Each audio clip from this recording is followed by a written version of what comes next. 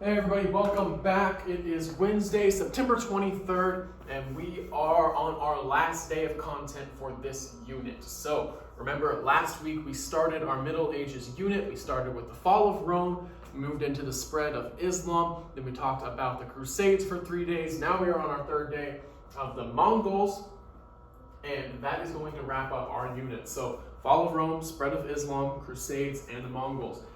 Those are the highlights of the Middle Ages, and then we will move into the Renaissance. So today, finishing up this unit, tomorrow is going to be a review day for you guys. So it'll be your day to study. Remember, 10 free points as long as you fill out the Google form, and then we will have our test on Friday. But before we do that, let's finish up the Mongols. So yesterday, Monday, we started talking about the Mongols. We did a little bit of an intro. We talked about their region, what they did, how they conquered land.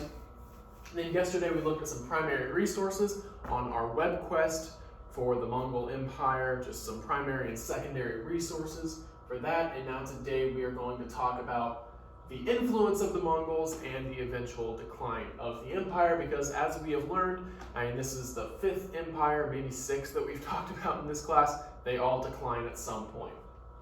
So let's get right into it. So the Mongols had a very vast empire under Genghis Khan as time went along. So Genghis Khan is going to conquer Central Asia by 1225. Remember, he wasn't given the title of Genghis Khan until 1206. So in just 20 years, he's conquered all of Central Asia. And the Mongols are going to continue to just keep conquering Asia. So if you remember on Monday, I said that China was kind of pushed back into the coast over here, because China was different in the Mongol Empire. But China was split up into the Jin, Song, and Dali. So the Mongols are going to conquer China.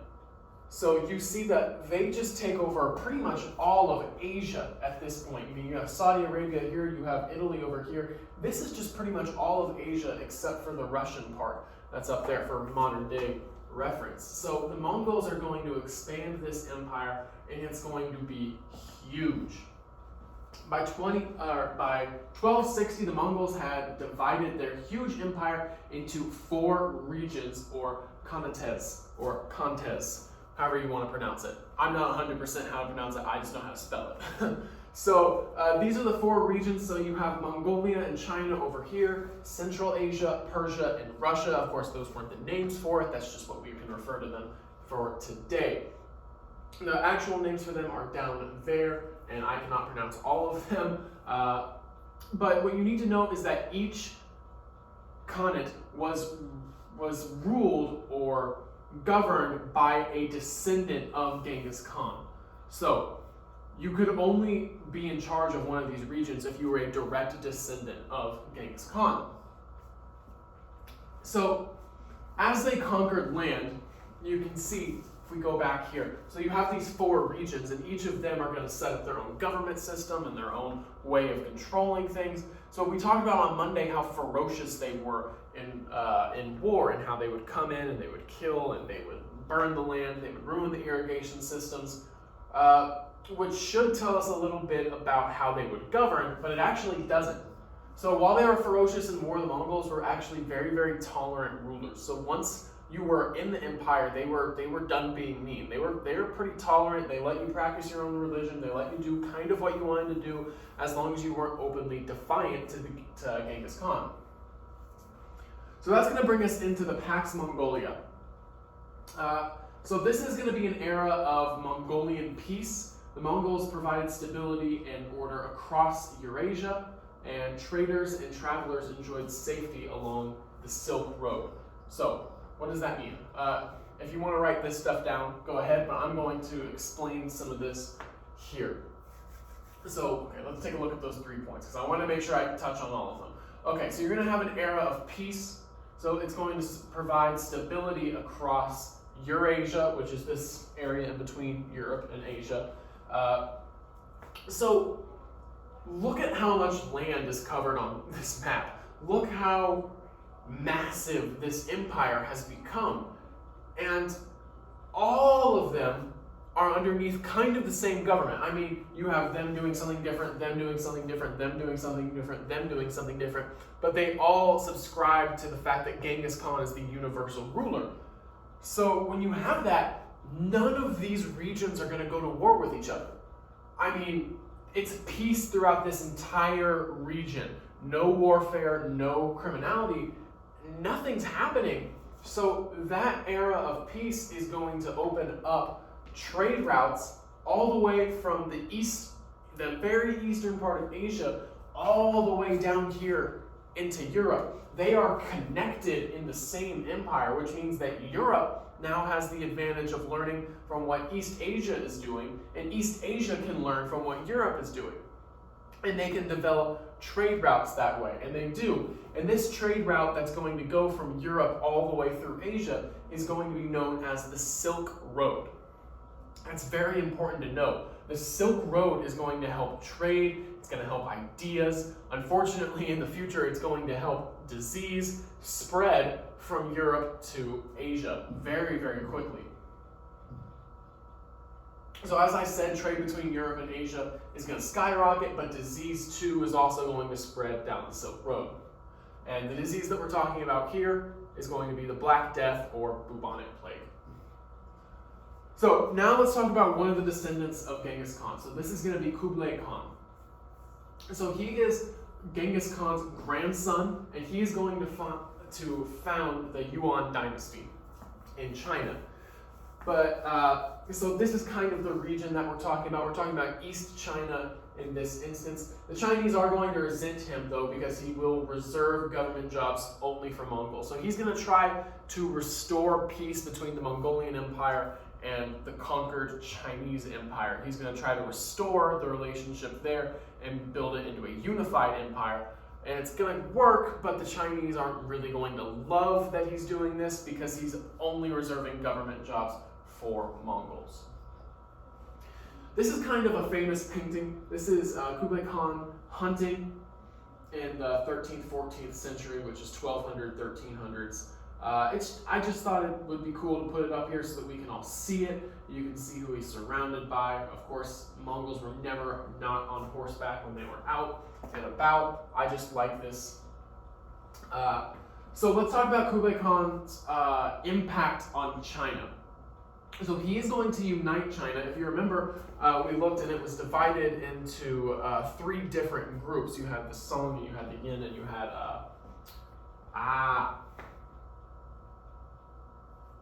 let me just go back. Instead of just guessing, I mean, it's a video, we can do this. Okay, so here's what I'm talking about. So the Jin, the Song, and the Dali. So remember, it was divided before the Mongols came in. So moving ahead, it's going to be united now for the first time in over 300 years. So it had to be conquered in order to be united. Sometimes it just works out that way. It's going to open Asia to greater trade on the Silk Road, like we talked about, the Silk Road going all the way from East Asia into East Europe, straight across Asia.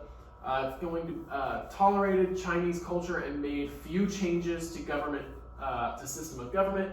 So he is going to allow Chinese culture to prevail. He's going to allow it to exist in the Yuan dynasty, and he is going to build a new capital in China, a sign that he was kind of the new emperor of China, and he's going to start the new empire of China and put himself as the head of the state. So now I want to talk about Marco Polo just a little bit. You've probably heard of Marco Polo. If not the actual guy, then you probably played the pool game. But Marco Polo, he is an Italian merchant, and he's going to stay in Kublai's court for 17 years, just learning from the Mongols and the Chinese. He's going to learn and then take that knowledge back to Europe with him. And he is going to spark interest in more trade with Asia when he returns to Europe. So he is going to spend time in Asia. He's going to see what would be the advantages of developing relations and actually trade agreements and markets and that kind of stuff in Asia. And he's going to learn that Asia is actually way more scientifically advanced than Europe. Remember, Europe in the Middle Ages is a steep drop-off in scientific achievement.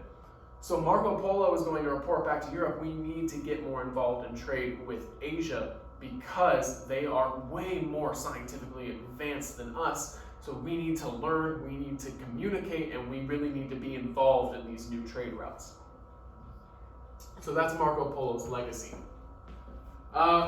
So as we know, all empires decline. And the biggest reason that any empire ever in the history of everything has declined is because they got too big. Empires never learned that you can't just take over everything, because then the land gets too big and you can't control everyone. And that's what's going to happen with the Mongols. So the lands are going to be too large and diverse to govern efficiently. We talk about that with Babylon, Egypt, Persians, Assyrians. All of them are going to fall for the same reason. But another reason is also, this is just a picture, the Mongols had very little experience in government. Remember, they were conquerors and they were warriors. They were not government officials, they were not rulers, they were not politicians. They were warriors. They wanted to go conquer land, but they had no idea what to do with it once they got there. They had no experience in the government. So the Mongol Empire is going to fall. You can see here that it's still very expansive, but you're going to get cut down to size here. So around where you see this purple line, that's where the Mongols are going to get cut down to.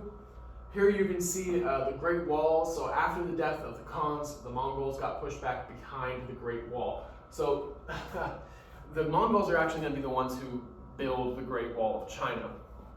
And then once all the Khans have died off, China is going to push the Mongols out and behind the wall, to the point that this is going to be their new area. So remember, they were all across this region, and now they are kind of confined to this one spot, and the culture of the Yuan dynasty, the Chinese dynasty, is going to live on in the spaces that the Mongol Empire is no longer in.